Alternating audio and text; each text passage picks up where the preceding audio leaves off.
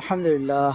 এই যে কলা গাছ, যদিও এগুলো কমন আইটেম, কিন্তু আসলে এগুলো ঢাকার ইট পাথরের এলাকায় এগুলো খুবই চোখেই পড়ে না।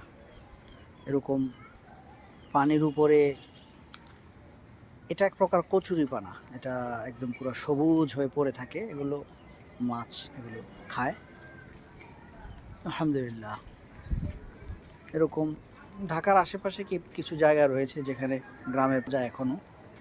তো এরকম পরিবেশে আসলে মনটা ভালো হয়ে যায়, খুবই ভালো লাগে যে এরকম পরিবেশ যেখানে সবুজ শ্যামল রয়েছে।